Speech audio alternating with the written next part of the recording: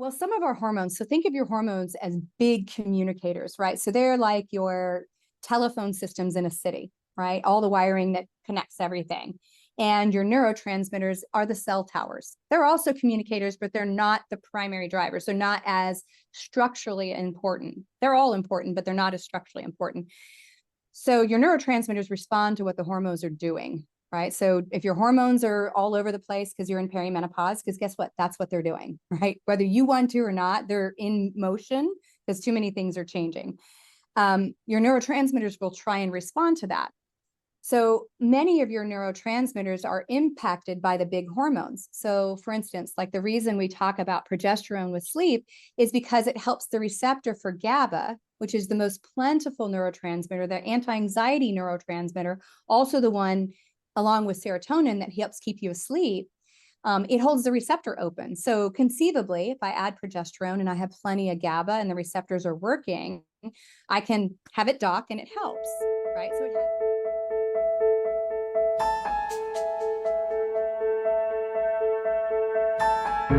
Hi, everyone. Welcome to this week's episode of the Sleep Like a Boss podcast. I'm Annika, Carroll, your host, and I'm super excited to have Dr. Betty Murray on the show today. She is an expert in anything metabolism hormones when it comes to women. And this is such an important topic when it comes to sleep. And I know we've had several episodes where we've talked about perimenopause and menopause, and I know there's been great feedback. So I'm so grateful she's on the show today because we're going to take this a little further. We're going to dive more into the gut. We're going to dive into neurotransmitters, so brain chemicals and all that fun stuff, and into hormones for sure as well. So Betty, welcome to the show. Thank you for having me, Annika. I'm looking forward to this conversation. Yeah, me too. And maybe we can start. It always just feels a little unfair. And you and I both we both focus on women as the main clientele of our work that we do. Why do we seem to have such trouble with sleeping and men just kind of hit the pillow, maybe snore, but that's it, and then they have no trouble and don't understand what we complain about? Right. It's I remember this old meme, right? It showed a switchboard, right? And it showed a woman's switchboard and it had like, 50 different knobs, buttons, levers, all this other stuff. And men had one, right? The reality is because we are designed to carry another human, we have a very complex hormonal system that affects every single cell in our body, except for two, your red blood cells and one other cell in the brain. We have a receptor for hormones on every single cell. And because of that, we are just much more complex. And our body goes through changes, through the different seasons of our lives. And I think, honestly, I think if we lived our lifestyle closer to our, hunter-gatherer ancestors, we probably wouldn't run into as many problems as we do today. But the reality is we also live in an environment that's super toxic. We live in an environment that's very stressful, that we keep driving more and more stress. And all of that affects our hormones and how our hormones are metabolized. And so we're just more difficult, right? And we're just more difficult. There's more impacts there. Yeah. And it's just something we have to deal with. And I think start to learn and understand what is happening, what are symptoms, and how can I advocate for myself and what can I do, right? And sleep just really I would say in your mid-late 30s and then in your 40s seems to be one of the first things to go. Yes, I would agree. I would say that, of the tens of thousands of patients we've seen in my clinic, that it's almost always the first symptom, right? Everybody thinks of hot flashes and night sweats. I'm like, that's at the end. Like, that's at the end. Everything else, mine started, late 30s, late 30s. I'm 54 right now. And so you could be starting it earlier than you think. Yeah. And I think often we don't associate it with perimenopause because that's a time like even in our mid to late 30s, there's a lot of stress, right? It's like your kids are still youngish for most of us probably, or going through puberty, which is also a fun time.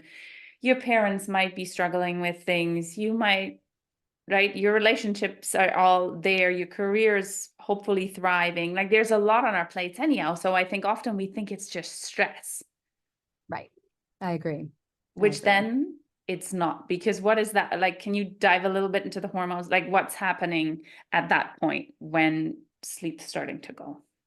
There's several different things. So obviously your stress chemistry. So your adrenal, outputs several different neurochemicals, some of which is adrenaline, and then also your cortisol. Well, they're designed to either fight or flight, like freeze, fight, flight, get away. And then cortisol actually is a buffer to that. So in the beginning, you have a fight or flight, and then cortisol sort of rushes in and buffers that. But the problem is it's designed to create a heightened sense of awareness, right? Because I'm either going to run from something, or I'm going to beat it up, or I'm going to freeze, right? And so that turns on basically our entire sort of neurochemistry electronics to be at this heightened state. So sleep is the last thing your body's going to be doing, right? And so stress absolutely plays a big part of it, but we have to remember that our hormones are a symphony, right? I think of our adrenals and the hormones of stress as sort of the percussion. They set the pace, they set the speed of the orchestra. But the reality is you've got the hypothalamus and the pituitary. The hypothalamus is your show director. It sets the energy and the vibe of the show.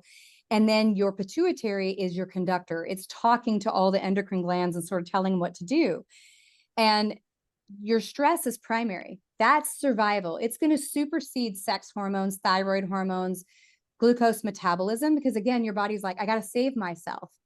And so we forget that and we think, oh, it's just stress. It's just my stress. But at the same time, because of that, we may be down-regulating our natural sex hormones, particularly progesterone. Our body may be not controlling sugar as well. And we might be having, blood sugar drops in the middle of the night that wakes us up at 3 o'clock in the morning. And it's all because the pituitary and the hypothalamus are trying to save us. We don't get adrenal fatigue. The organs don't like peter out. They're being told to change. And I think so many women experience these sleep problems in their early, 40s, late 30s, because it's like driving the car with no oil in it. You're burning, just driving it into the ground, and we just expect it to keep going. Yes, and that was my story. Just a little earlier than that. And then it just stops working. Exactly. You're like, oh my God. That's why we see fertility problems in our 30s, right? Late 30s, early 40s. Yeah. Often it's not because your body can't do it. Your body's going, hey, it is not appropriate to have a baby right now because my hair is on fire every day. Absolutely. And you were saying you had a bit of a story with your sleep and your hormones. Can you tell us a little bit about that? Yeah. So I've been in practice for over 20 years. So I didn't start even in this world until my mid 30s, right? I had a different career. I went back to school. And, I really did that because I was diagnosed with colitis, right? That was my first diagnosis. And I was able to get my digestive disorder under control with nutrition and functional medicine. And I thought, woohoo, I'm good, right? And then lo and behold, about 38, 39, it was kind of like all of a sudden everything shifted. My sleep, that was never awesome. I'll be the first to say I was never a great sleeper. I was the kid that was up, reading with a flashlight at night, the Gen X experience, right? But it was never great, but I could operate. But all of a sudden I couldn't stay asleep at night. I could fall asleep anywhere, but I would wake up, and I would wake up repeatedly. And so the first thing that happened, I'm in the functional medicine community, right? Everybody goes, oh, you're perimenopause. Oh, my hair started falling out. I started getting acne like that I'd never had before. They're like, oh, you're in perimenopause. So, check, progesterone's low, give progesterone. They're like, it's going to be magic. Start on 50 milligrams, nothing. Go up to 100 milligrams, nothing. Go up to 150, nothing. Go up to 200, maybe slightly better, but still, I'm not writing home about it. I'm not writing home about it at all. And then we start sort of on the hormone pathway, checking thyroid, checking other stuff.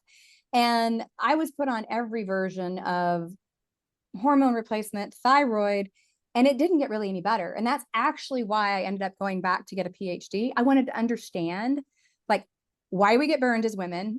Sorry.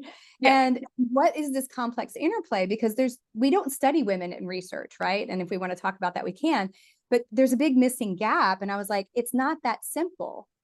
And, I ended up, so there was a couple different things. There was a lot of other things going on. One of mine was airway. So if you look back at any of my previous 4 years of content, I had a grill. I had braces. I went through palate expansion to affect my airway because I had teeth removed as a kid. So I had an airway problem on top of a hormonal problem that then made it worse, right? But there was other things at play. It wasn't just add progesterone, you're magically better.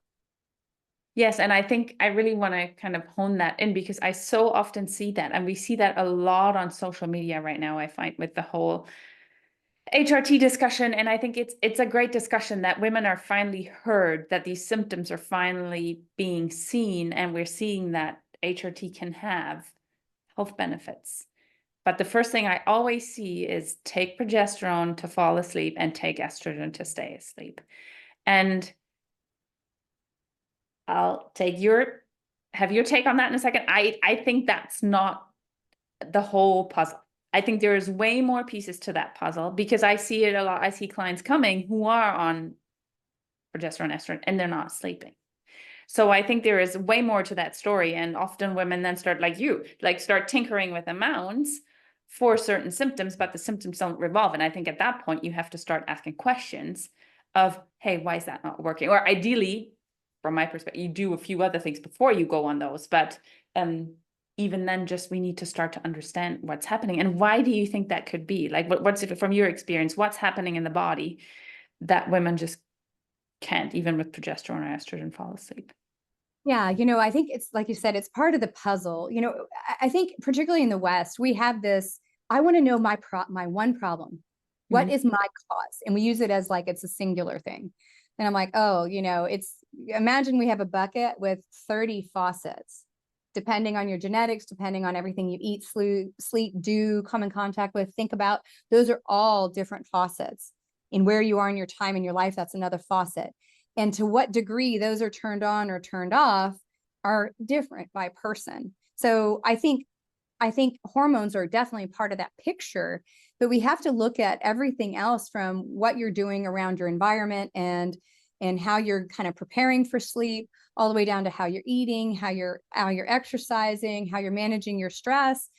And we have to address all of it. Because believe me, I mean, nutritional biochemistry is my thing. Believe me, I tried every permutation so I didn't have to do the hard stuff to fix it, right? Because I was like, I want to sleep when I'm dead. I'm busy. I want to get stuff done. And you can't, right? You can't overlook that. Where hormones may play a role, but they're just not enough. And it's because all of those things impact whether your neurotransmitters are being made, whether the receptors are working, whether your body can really receive them, what your gut microbiome is doing with them, right? So there's just so much more involvement than simply adding a patch or a cream or a pill and saying, here it is. And I am huge, I'm on hormones and I wouldn't take them out for me. And I'm a huge proponent of them, but I think the simplification is not doing anybody any service. I agree. And can we maybe try and dive into that a little without making it too complex? But can we talk about, I would like to talk about both. I would like to talk about neurotransmitters. There's a few fun ones, right? Like there's dopamine, there's serotonin, there's melatonin, there's a few more, but we can maybe focus on that. And then the receptor story, because I think if I understand correctly, with the receptor, you're probably more referring to the sex hormone receptors or also the new. Okay, great. Yeah, so both. So for anybody that's not clear on this, so anytime you have something circulating, whether it's a hormone or a neurotransmitter, in order for it to do its work, it's like a key and it has to have a keyhole, right? So depending on how we're wired genetically, some of us have a lot of keys, some of us have a lot of keyholes, some of us don't, right? So we also have variability there, right? Depending on how we're wired.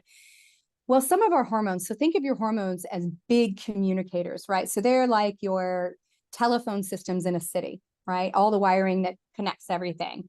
And your neurotransmitters are the cell towers. They're also communicators, but they're not the primary drivers. They're not as structurally important. They're all important, but they're not as structurally important. So your neurotransmitters respond to what the hormones are doing, right? So if your hormones are all over the place because you're in perimenopause, because guess what? That's what they're doing, right? Whether you want to or not, they're in motion because too many things are changing. Your neurotransmitters will try and respond to that. So many of your neurotransmitters are impacted by the big hormones. So for instance, like the reason we talk about progesterone with sleep is because it helps the receptor for GABA, which is the most plentiful neurotransmitter, the anti-anxiety neurotransmitter, also the one along with serotonin that helps keep you asleep. It holds the receptor open. So conceivably, if I add progesterone and I have plenty of GABA and the receptors are working, I can have it dock and it helps, right? So it has a anti-anxiety sort of effect and a sort of sleep-inducing effect, but not for everybody, right? So we have to think about how those things interact with each other. Now, estrogen, interestingly enough, has an impact a little bit with GABA and a little bit with serotonin, but it also controls the thermostat in the body, right? So it controls the hypothalamus, and depending on how you're wired. So some of the research showed that women that have a very narrow, kind of comfortable body temperature. So if you were to check your body temperature every day, it has a little bit of variability, except for when you're sick. The women that had a broader or wider variability were less likely to have hot flashes, right? Because their body could move between that. Yeah. But when estrogen starts fluctuating and starts to decline, that's where the thermostat gets messed up, and we see more like hot sleeping. So a lot of times people wake up because they're warm, but they're not getting. I've never had a hot flash or a night sweat, never. I didn't have any of that. But you could have hot sleeping, and that could be interrupting your sleep. And it's because estrogen has a receptor that's affecting that vasomotor control. So your hormones interact directly with the neurotransmitters, and particularly in the brain. But we also forget about the gut, right? So most of our neurotransmitters are actually made in the gut, and our microbiome influences their production and influences whether they're available or not, and how they kind of dock on their receptor. And the same bacterial components, the same receptor activity can also be influenced by our hormones, right? So not only do we have, so for instance, I'll give an example. So early research for IBS, which affects women 4 times more than men, thought that it was a serotonin problem in the gut. Serotonin can stimulate or destimulate kind of the movement of the muscles in the gut.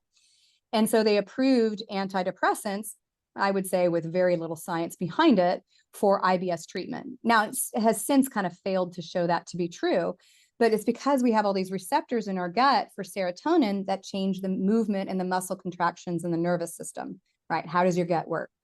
Well, estrogen hits those receptors too. And how we get rid of our hormones. So our hormones, once we use them, goes through like a complex sort of wrapping procedures in the liver to sort of wrap them up and get them ready to throw out. So you can't just use your estrogen and toss it. It's got a multi-step process. And if you want to, we can go through that to get it out. That same process also metabolizes your neurotransmitters. So they have a shared pathway. So if you are overwhelming your system with estrogen because you're in your late 40s and you've got more estrogen than you do progesterone, you're going to change how those neurotransmitters also get metabolized and how they get utilized. There's very little research looking at that right now, but there's obviously impacts. Obviously impacts. So the idea that just take a hormone will fix it, we have to look at a bigger picture. So I hope I explained that in a way people can kind of understand. Yeah, maybe I'll dive a little bit more into that. So that means the gut has a lot of influence on generally our mood, because these neurotransmitters very much determine how we feel. And if the gut doesn't work optimally, that means that the level of neurotransmitters could already be diminished, potentially. And then I put like a progesterone in there.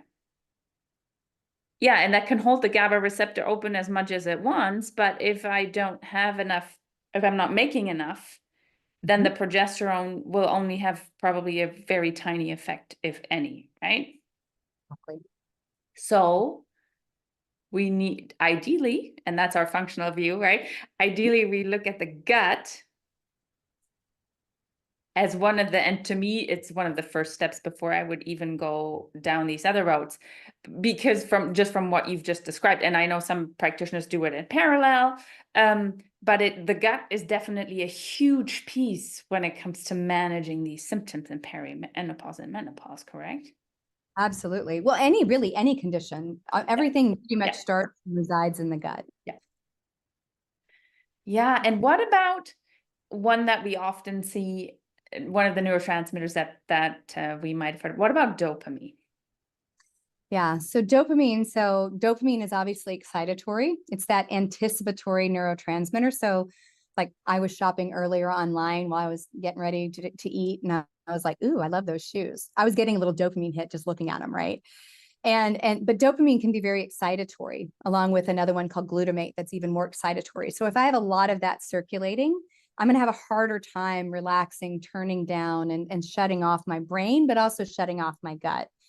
And and so depending on what we're doing, even the activities leading up to bedtime, right? If I'm doing a bunch of stuff that super stimulates that pathway, I'm going to have a much harder time falling asleep, through that pathway. So one of the things that I thought was very interesting too is as I was doing my research, because I was looking at how estrogen particularly gets metabolized and the gut influence, like what are your gut bugs making? And then, I started delving in and looking at it. And I'm like, oh my gosh, there's so much overlap with the neurotransmitters. And what we don't know today is how much influence the fluctuation of some of your more excitatory neurotransmitters like dopamine and glutamate are affected by the gut, because again, they go through the same packaging pathways that estrogen does, right? And so even your excitatory things, not just GABA, not just serotonin, but even your excitatory things can be influenced by how your body gets rid of it and what's really happening. And the truth is with your microbes in your gut, we have, 4 pounds of bacteria in our gut.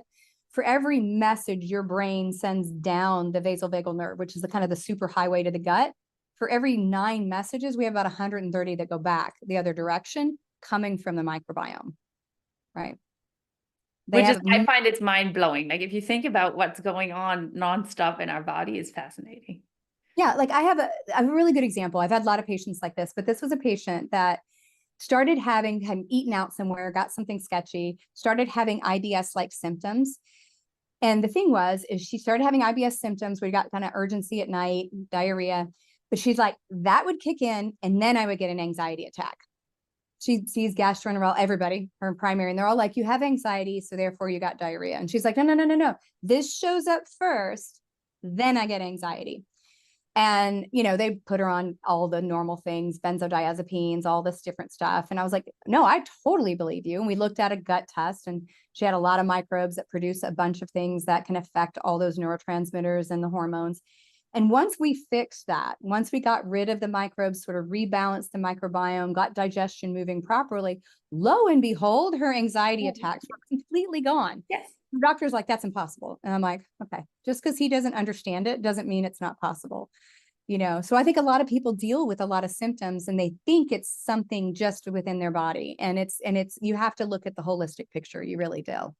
I absolutely agree. And when I was going through my burnout and well, they basically told me I had IBS in the end because they couldn't figure it out. And it was exactly that. It was triggered by food poisoning. It was food poisoning and stress that set it off. And nobody believes you.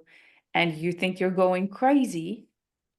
And it's just a story. And I hear it over and over again, also from clients who come and say, you know what, you're my last resort before I'm going to go on an antidepressant because I don't want to. And as soon as you see the gut picture, you're like, let's give this a good try. And I'm very hopeful for you that we're going to turn this around. And yeah, and if there isn't something else in there, like a trauma of some kind that we can't, right? Like that needs to be addressed with help of other professionals. Then that there is such a good chance that if you get that balanced, that your mood's back, that all that anxiety, these panic attacks go away, the heart palpitations go, all that not so fun stuff that comes with all that. Absolutely. What people also need to understand is we have a brain up here in our in our head, and we have a bigger brain in and around the gut. And there's this constant sort of feedback going on in that scenario. So even if you're stressed out before you're eating lunch, your digestion's not going to work because you're in sympathetic drive. You're probably going to get the nerves sort of overexcited. So they may stimulate things or cause cramping and other stuff. In that there's so much of an interplay that we can control. It doesn't actually take a lot, but we just have to be aware and attentive to that. Absolutely. Absolutely. And really, like, you know, often it's even really that the example you just had, I scrolled while I do that too on my phone when I eat, right? And it's this afterwards you wonder, why is it not feeling so? Why do I feel bloated? Like, I don't think that, yeah, if we can just go back quickly and assess how we consume food, what we consume, then we often already have one piece of that puzzle sorted, right? Can we talk a little bit about, because we touched on that before we hit record, and you kind of already talked a little bit about estrogen detoxification, basically, and how the body uses hormones and then the body's supposed to excrete them, right? And I often see that too with women, depending on tests that we run. Yeah, maybe your estrogen detoxification isn't very good, which could be potentially a liver problem, but also, oh, your gut's not so happy if we look at that, right? And we're talking about beta glucuronidase, and maybe you can dive into a little, what is that? Because you were just saying earlier when we were talking about estrogen hormone replace. So if you then put in estrogen, then we're going to cause a bit of a thing. I totally agree. But can you elaborate a little more on that? Absolutely. So I'll explain how hormone metabolism works. And we have a lot more data about estrogen, but all the hormones go through the same pathway. So what's happening with estrogen is happening to some degree with the others. So imagine you've got an estrogen molecule, right? And we have 3 different ones that we make. We have estriol, which is very, very weak. We have estradiol, which is what the ovaries make, and that's the protective estrogen. And then we have one called estrone that's made in the fat cells mostly. And when you go through menopause, what we basically have left is estrone, no more estradiol. When your body makes those, they circulate around like keys and they click into where they need to click in and they do their job. When they're done, they're kind of used up. They get sent to the liver.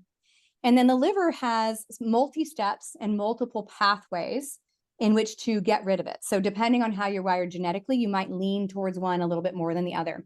So think of it this way. So when I went to school, I thought of biotransformation or detoxification was kind of like throwing something out. It was like, oh, my chair is broken. I'm going to break the other leg off of it, and then I'm going to shove it in the trash can. That's not actually how biotransformation in the liver works. How it works is the body goes through a complex, I like to call it wrappers. It says, okay, I have this fat soluble toxin, which is a hormone, and it can be your pesticides, herbicides, all kinds of toxins. I'm going to wrap it in a wrapper that's going to change it to water soluble, so I have a better chance of excreting it. And then I'm going to wrap it in another wrapper, and then I'm going to kind of slate it to go to one of 2 trash cans when we're talking about the hormones. So depending on how you're wired, you do one better than the other. So think of it this way. I've got estrogen. I've got it in the liver. I have a pathway that wraps a green wrapper around it. So this is kind of like the 3 Little Bears, right? So I have a good one, not so great, and then really not good. So I have a green wrapper. So I want to make a lot of green wrappers to go around my estrogen. That means I'm moving it towards a more clean estrogen metabolite. I have one that's blue. That's kind of so-so, may not be the best byproduct. I have one that's red. And whether I have preference for that is often driven by my genetics. I don't want a lot of red. It won't ever be 0, but I don't want a lot of it. Once it gets to those colors, it then has a pink wrapper that's controlled by a bunch of genes. One's called comethyltransferase. And that one in particular not only helps us get rid of estrogen, but it also helps us metabolize our catecholamines, dopamine, norepinephrine, and epinephrine. So I can have a really fast pink wrapper that's just like super speedy and I get rid of stuff really easy. Or you can be like me, where it's like not very good at it and there's a lot that don't get wrapped, right? So I've got my green, red, or blue wrapper, and then now my pink wrapper wraps around it. In order to get it to the trash can, it must get through the pink process. So if I get stuck in the middle, it's done. It's going to get recirculated and it's just going to hang out. When I get to the dumpster, right, I have 2 dumpsters. I have a dumpster that is huge. It's a big like construction dumpster and it's called sulfation, right? That one is the one I want to dominantly send stuff down. Now, estradiol, our protective one, goes to an office trash can called glucuronidation. So think of that as I have a black wrapper or I have a sulfation wrapper that's orange. When it gets through the orange wrapper sulfation, it goes out through the urine. So excrete a ton of it through the urine, right? The stuff that goes out with the black wrapper ends up going into the stool through the bile. Our microbes make a bunch of enzymes. We know of about a few of them, but they make a ton of them that we call postbiotics. One of them is a thing called beta-glucuronidase. I did an entire, I'm not joking, over 500 citation research paper. This is what my dissertation was in. So this microbe byproduct that they make, depending on how many microbes you have. So think of your gut as kind of like a jungle, and I've got a bunch of animals. I want a little bit of all of them. I don't want a bunch of cockroaches and snakes that make a lot of beta-glucuronidase. But if you happen to have those, what they do is they take that last black wrapper off and allow it all to get recirculated. So what that means is what you had slated to throw away, you just recirculated, but it can't click in the hole properly on the keys. So it screws up the key set. So it's screwing up your regular stuff, and it can overwhelm the body. So we can end up with estrogen symptoms like estrogen dominance. Like I had acne, started having hair loss, my periods got weird, they got heavier, they got more frequent, breast tenderness, fibroids, all of that is a sign that you're probably not getting rid of stuff. But that may also affect your dopamine, your norepinephrine, and your epinephrine, your stress chemistry, your catecholamines. All of a sudden, those are higher too, because you can't get rid of them either, because they go through the same pathway. So your gut could quite literally be the reason why you're highly symptomatic. And for me, that was a big part of my case. My genetics in that pathway are not ideal. And I had a lot of that. And it wasn't until I sort of backed into all of this and really, really had an understanding of it that I was able to sort of control my symptoms and then sail through menopause. My menopause transition was easy. Everything for the 10 years prior to that was not. This was so good. Thank you for that. And can I ask one, because you were just saying, so we recycled kind of the used up estrogen, and once it's used up, is it that it changes structure, and that is why when it's recirculated, it doesn't really fit the key? Because we think, oh, you know what, if it actually gets recirculated, we have a little more because we're kind of a little low already. Isn't that the better thing? But no, you're saying it doesn't fit, and then it goes through detoxification again, or biotransformation, then it goes through the liver again, and then the liver has to work on the stuff that we're already dealing with on a daily basis, plus the fun stuff that we don't excrete properly. Right. So think of it. Have you ever had like a key that you accidentally bent? Mm-hmm. Kind of get it, but you're there for like 20 minutes trying to get in the door. It's kind of like that. Mm-hmm. It's bent. It doesn't work quite right, but it's occupying the receptor, so your hormone can't. Right? Because it's like somebody jammed it in the receptor, yes, and your hormone now cannot dock. Right? And so those hormone pathways are associated, particularly the sulfation. So think of it as the red pathway going to the orange jumpstart, right? If that pathway isn't super clear and moving quickly, those metabolites are associated with estrogen sensitive cancers, right? It's not the estrogen you're producing, it's whether you're trashing it or not. And so, and again, we only are scratching the surface on this research, which is why I kind of went down that rabbit hole. And so I think a lot of women are in their perimenopause transition to menopause, and they're so symptomatic. And people are then layering hormones on top of it, mm-hmm, that may not be able to get out, which I think, honestly, there's a bunch of things that happened to me. I mean, like if you listen to my podcast, I'm an open book. I've talked about all of it. But I was so symptomatic. I gained weight, like 35 pounds in 6 months. I couldn't get rid of. And I had been in the bodybuilding world. I knew how to manipulate. Like I hadn't changed anything. I was like, I'm not changing anything, and I'm a nutrition professional. So you can imagine I was like, I feel like a fraud. I don't know what I'm doing. I don't want to talk weight loss because I obviously don't know how to fix it. I do now. I was able to lose it once I figured out what was really going on and really dug in, particularly on the metabolism side. But there's just so much opportunity here for women to get piecemeal answers in a way that doesn't get to the root cause. There's pieces of the root cause, but people are simplifying it too much. And it's not always that simple. Yes. And I loved how you explained, and I think a lot of people just jump onto the estrogen part of the discussion always, and maybe even in this conversation. So I want to take a step back. What you said is, because of all this affects your neurotransmitters, this affects your brain chemicals. So all these anxiety, depression, panic attack things that come in perimenopause that we often see in women displaying can potentially even be linked to that. This might not be a hormone deficiency. This might not be a progesterone deficiency. This might be a gut issue. Right. Exactly. Exactly. Because if you look at the most common symptoms, everybody thinks, again, hot flashes, night sweats. But actually, if you look at the data, anxiety, depression, sleep issues, insomnia, joint pain, right? There's all these other things that are thought to be something separate, which are really part of the picture, but it's not just a hormone thing. There is probably a lot going on with the neurotransmitters, and we're not looking at the entire picture. So you have to look at the gut. You have to look at the hormones and how you metabolize them. And I would say you need to look at the neurotransmitters too, because we can see that. We can see where they're at. And, you know, and I do that with my clients. I look at hormones, I look at gut, I look at neurotransmitters and minerals and vitamins, but it's fascinating how many people have, and I don't know if actually even the pandemic and the stress that we went through still is kind of like an aftermath of all of that. But I see so many people with really, really depleted neurotransmitters. And then gut issues. And you know, that together, like pump as much progesterone in there as you want. There's just no baseline to get in and do the job that needs to be done, right? And if we just try to fix that with hormone replacement, it's not going to work. Yeah, because hormones can't sit in the neurotransmitter receptor, right? They can't. They can only help that neurotransmitter that's made work. So if you're supposed to make, let's say, 100 molecules, you make 2, it's not going to work. Right. You have to restore that. And the reality is what you eat and how you eat can influence that. Whether you can digest it properly influences that. What your microbes do, because they get your food before you do. You get the byproduct of what they give you, right? And so all of those things can influence it, you know, so especially if you're symptomatic, you start there. If you've got any kind of gut symptoms, you can't overlook that and you can't fix it without it. But even in the absence of symptoms doesn't mean things aren't going on, right? It I think doesn't that's also very important. That's often also when people are like, no, my gut, I don't think it's my gut, it's my hormones. You know, I can't sleep because it's my hormones. I'm like, well, if it's your hormones, it's coming from somewhere.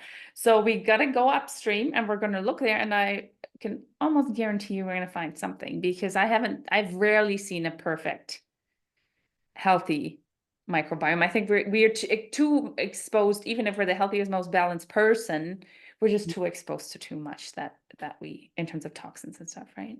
Absolutely. Absolutely. And we have a long way to go in research, you know, and especially, like I said, women's health, you know, it's, there's a paucity of research, women specific. There's one question, we didn't talk this before, but maybe I can ask you about that in terms of estrogen. There's also another word that we often hear about on social media right now in terms of perimenopause microbiome, that's lipopolysaccharides. Right. Can you talk a little bit just to paint that picture, make it clear what that is and how that's part of the whole fun picture too? So, so we have bacteria that are in 2 forms, right? So the first off, like I said, we have a jungle in here and we have a bunch of different bacteria, right? We also have viruses. We also have fungus that belong there, right? Certain ones can become pathogenic. But the bacteria, so we have 2 forms. We have one form that's called gram-positive that are very smooth outside. So they, you know, they look like a kind of oblong feature, usually with a little tail. That smooth exterior is very susceptible to things like antibiotics, right? So they're a little weaker. They're supposed to be there, right? They're a little weaker. They're more impacted by the things that we do, whether it's antibiotics in our food because we give it to our feed animals, or the antibiotics that we take. There's another group of bacteria that are called gram-negative. Gram-negative bacteria, we have some of them too, but they're supposed to be at a much lower level.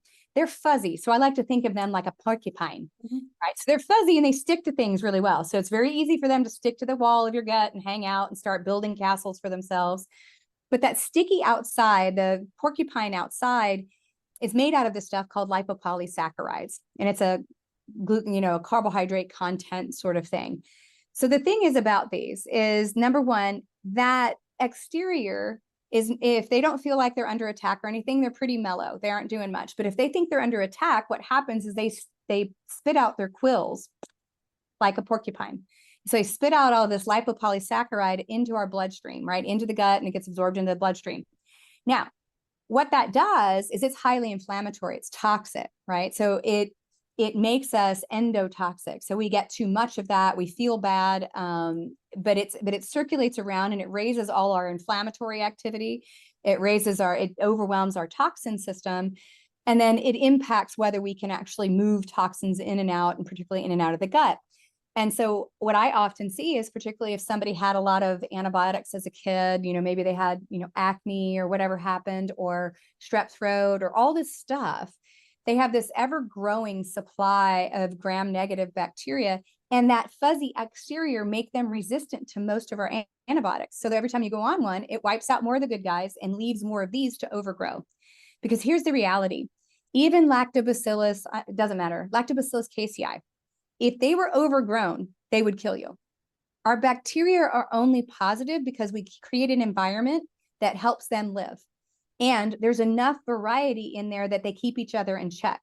Mm-hmm. Our bacteria are like bad drug gangs, right? If they take over a neighborhood, they're going to be bad, right? So you want variety and you don't want one group to overgrow. But lipopolysaccharides are super inflammatory.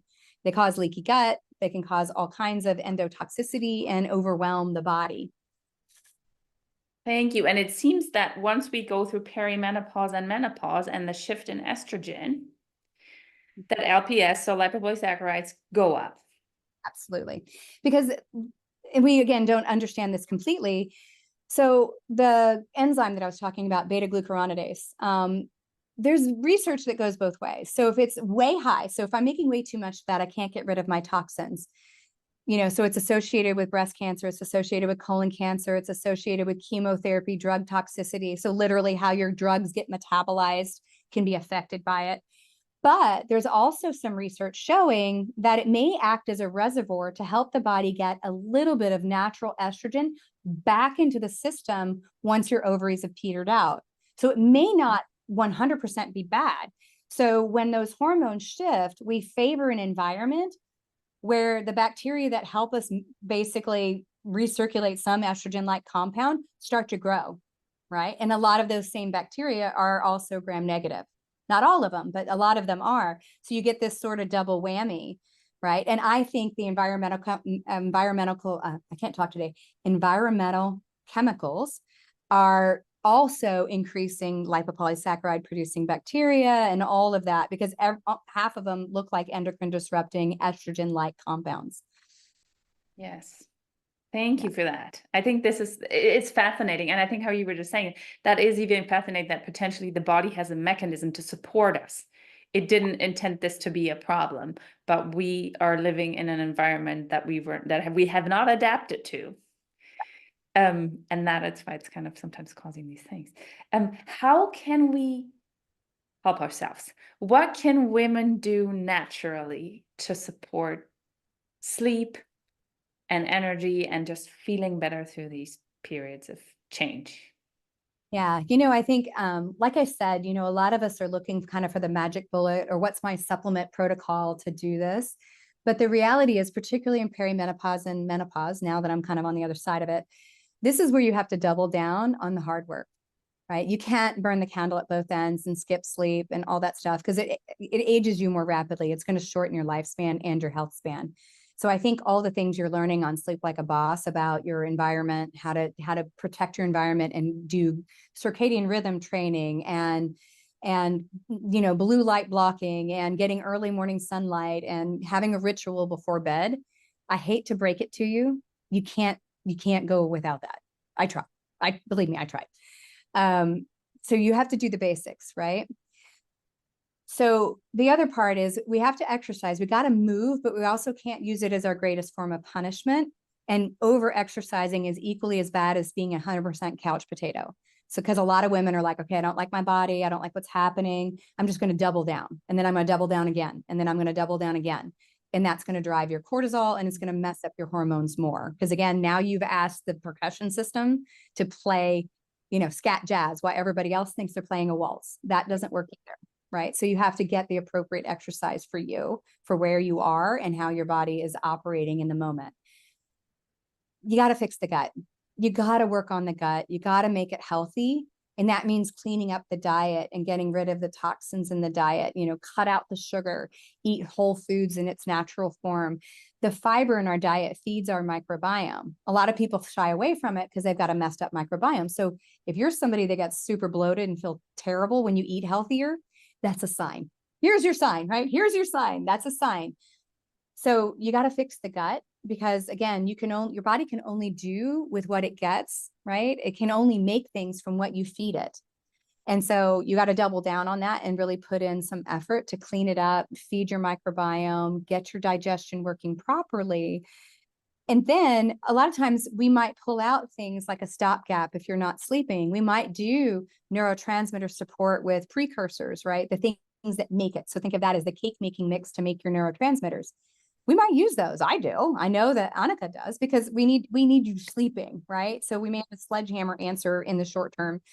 And then I think when you do all those things, and you get the lifestyle and diet sort of dialed in, that doesn't mean you never have a carb. It doesn't mean that you can't have, a piece of chocolate cake, gluten-free, ideally.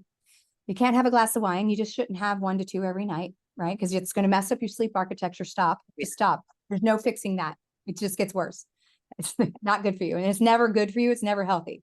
Epidemiologically is a lie, right? Now, that doesn't mean you can't ever have it. Just know you're not going to sleep well. You get all that dialed in, then you look at hormones and other stuff. Because if you add, this is my experience, if you add, again, 20 years, you add hormones on a system that is out of balance, you basically keep the out of balance, and now you've thrown more complexity into it. And that's what I went through personally. I recognized that I was turning over the decision-making about my hormones to what I felt like were experts. And these are all experts in the field, don't get me wrong. But I wasn't looking deeper, and a lot of it was hidden in my DNA and hidden in how I detoxify and understanding that. And when I was able to dial that in, I was in a whole different ballgame, Thank you. That was a great summary. Yes, wonderful. Thank you so much. If people want to find out more about you or work with you, where can they find you? So probably the easiest way to find me is on my website, and it's bettymurray.com, and that's Murray, Betty's Betty. And you can also listen to me on my podcast. It's called Menopause Mastery, and I put out a new podcast once a week. So awesome. And we will drop everything in the show notes so people can find you. And I think you also had a free gift that you wanted to share with the audience. Yes, I think I'm trying to remember which one it was. It was I think it was the Estrogen Dominance ebook. Yes. Yeah, because a lot of people go, oh my gosh, I'm in my 40s, I must be estrogen dominant. You might be, right? And it's understanding that and then what to do about it. So you can go to, it's edhormoneshelp.com. That's not erectile dysfunction. That's estrogen dominance. edhormoneshelp.com. Awesome. And we'll drop that in the show notes too. Go check that out. Betty, thank you so much. That was such a great way of explaining this really, really, really complex matter. And I think encouraging women to dig deeper, not go for a Band-Aid approach because it can backfire. And there's so many pieces to the puzzle of health, of sleep, of thriving that are not just hormone patches or creams. And I think everybody, if you need to listen to this twice, because I know it is a bit complex, do it. There's so much in there. Thank you so much, Betty, for sharing all these golden nuggets, all this wisdom, all you do for women's health. Yeah. Thank you so much for having me. Absolutely. And everybody, thanks you so much for watching and listening, and we see you again shortly.